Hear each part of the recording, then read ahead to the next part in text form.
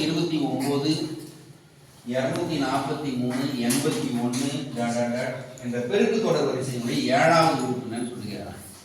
உங்களுக்கு இதுல code word என்னன்னு கேட்டா பெருக்கு தொடர் வரிசை. பெருக்கு தொடர் வரிசைனால ஜிபி சீரிஸ் ஞாபகம் உங்களுக்கு. பெருக்கு தொடர் வரிசை அப்படினாலே tn a into r power n minus 1 formula ஞாபகம்.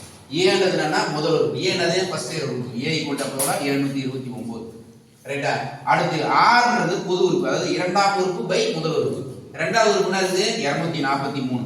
t2 by t1 சொல்லுவாங்க. இரண்டாவது உறுப்பு பை முதல் உறுப்பு 729. ரைட்டா? சோ இப்போ வகுக்கும் போது ரொம்பலாம் யோசிக்காத, ஈஸியா தான் இருக்கும்.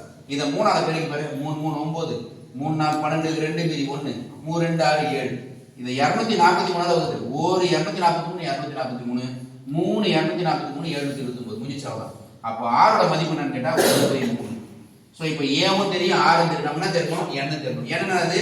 அவனே क्वेश्चनே கொடுத்துறான். 7வது உறுப்புன்னு சொல்லி கொடுத்துறான். ஃபார்முலா சப்ஸ்டிட் பண்ண போறோம். அவ்வளவுதான். tn = t7 = a பதிலா என்ன போட போறோம்? நம்ம 729 into r பதிலா என்ன போட போறோம்? 1/3 n - 1. என்னன்றது என்னது? 7 7 - 1 7 - 1 ஆயிடும் 6. அப்படியே ஒரு செட் சரி அந்த செட் போடுங்களா? 729 into 1/3 whole power 6. இப்போ என்ன பண்றோம்? இந்த 6 முறை 6 முறை எழுத போறோம். 729 into 1/3 1/3 1/3 1/3 1/3 1 2 3 4 5 6. சோ சிம்பிளா பாரு. 3 3 9 9 3 27 27 3 81 81 3 243 243 729 1